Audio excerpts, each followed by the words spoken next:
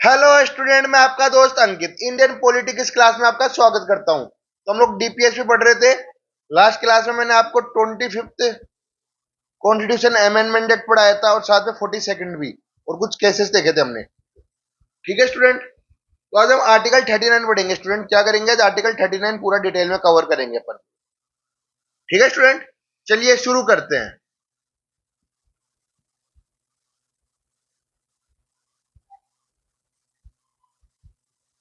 ठीक है स्टूडेंट्स,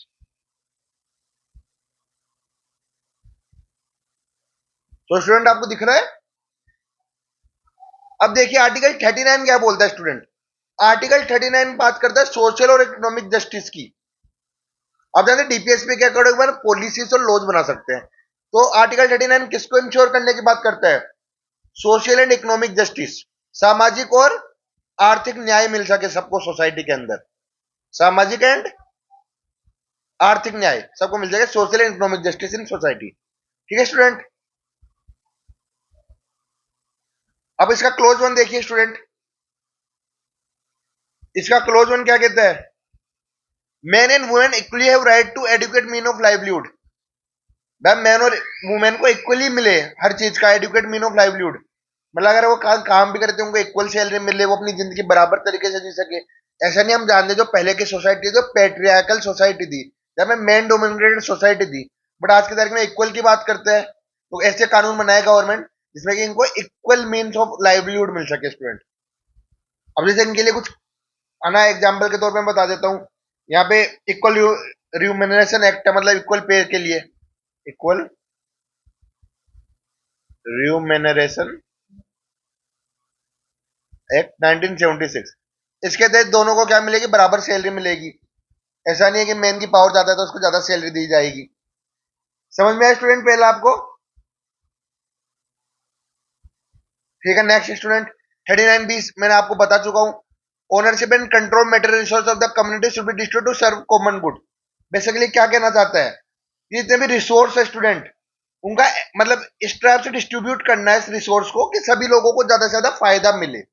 मतलब जो भी रिसोर्स होगा उसको इस अकॉर्डिंग मतलब डिस्ट्रीब्यूट करना है कि ज्यादा से ज्यादा लोगों को फायदा मिले। तो गवर्नमेंट ने इसके लिए भी बहुत सारे कानून बनाए। जैसे एक कानून बता देता हूँ स्टूडेंट में आपको, mines and minerals development regulation act. Development regulation act, जिसको लिखना है लिख सकते हैं student. 1957 mines and mineral development regulation act. Mines and mineral development and regulation act 1957। Student आप ऐसा मत सोचना मैंने यहाँ पे लिखे नहीं है, मैंने जान के नहीं लिखे यहाँ पे, क्योंकि उससे क्या स्लाइड फिर ज्यादा हो जाती है तो फिर आप लोगों को ऐसे पढ़ने में थोड़ा सा डिफिकल्टी आती है। बाकी आपको भी अगर कोई इससे रिलेटेड कोई कानून पता है तो आप वो भी नोट कर सकते हैं। और ये प्रीलिम्स में कम पूछा जाता है इस टाइप का क्वेश्चन। मेंस में आपको लिखने के लिए, आंसर्स लिखने के लिए आपको अच्छा रहता है। समझ गए स्टूडेंट?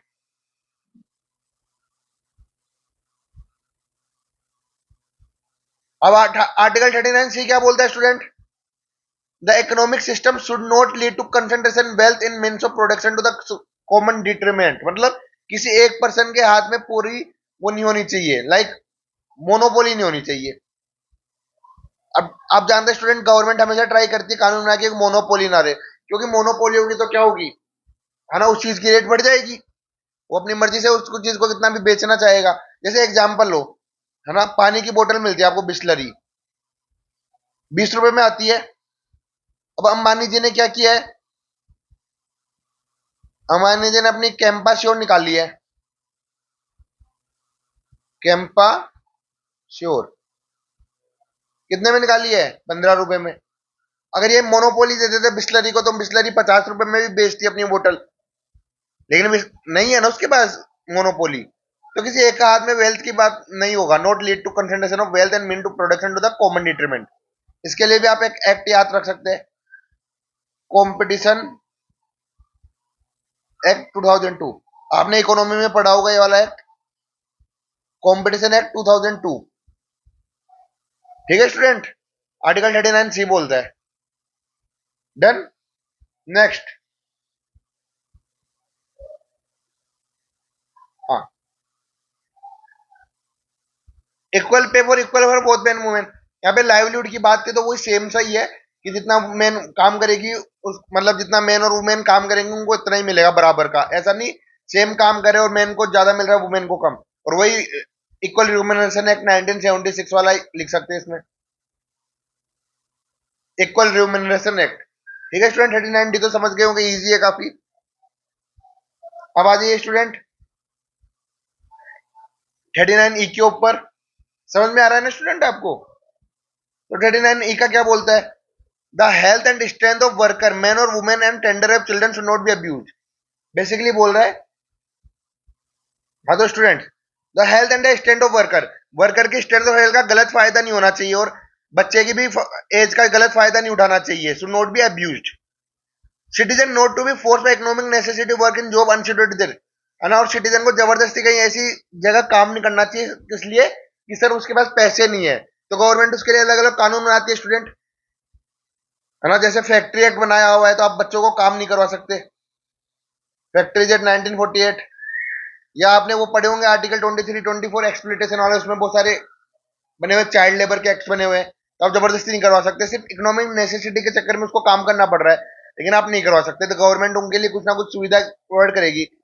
समझ गए स्टूडेंट? तो 39 ई बोलता है। And last 39 F student, 39 F क्या बोलता है? Children should be given opportunity, बच्चों को अपॉर्चुनिटी मिले, फैसिलिटी मिले हेल्थी डेवलपमेंट में बड़े होने की, उनको फ्रीडम होना चाहिए, डिग्निटी होनी चाहिए।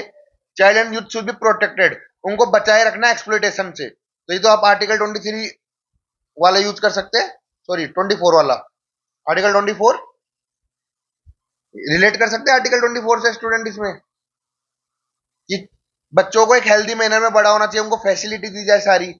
अब जैसे यहाँ पे एक एक्ट सबसे important, right to education act 2009, सबको पढ़ाई दी जा रही है ना 6 से 14 ईयर्स के बच्चों को, तो ये वाला एक्ट है स्टूडेंट। समझ गए स्टूडेंट? तो ये हमारा आर्टिकल 39 है। तो स्टूडेंट एक चीज याद रखना है, जितने भी है ये सारे स्मॉल लेटर्स में है, कंफ्यूज मत होना, स्मॉल लेटर है स्टूडेंट, इनमें बहुत फर्क पड़ता है।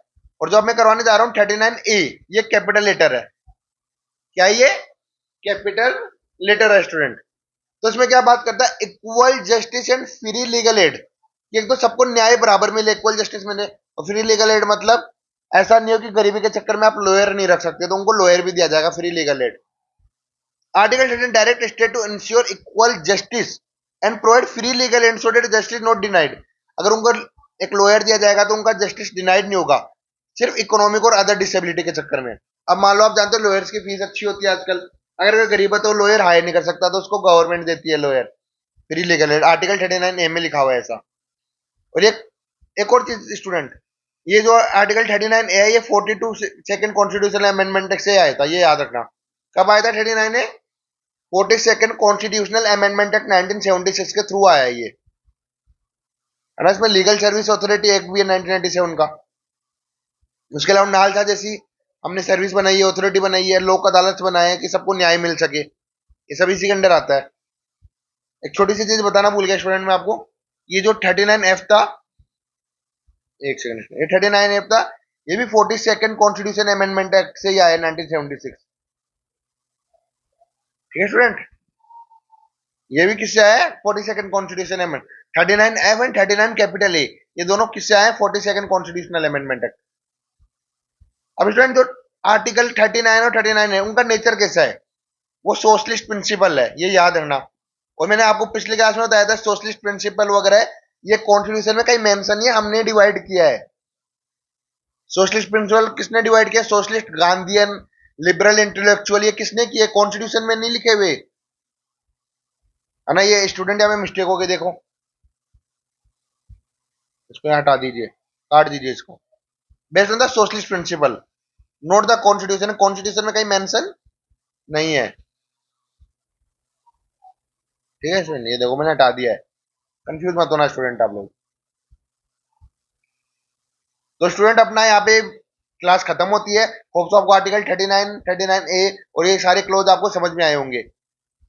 नेक्स्ट क्लास में आर्टिकल 40 और 41 करवाऊंगा स्टूडेंट में, दो आर्टिकल नेक्स्ट क्लास में कराऊंगा, आर्टिकल 40 और 41।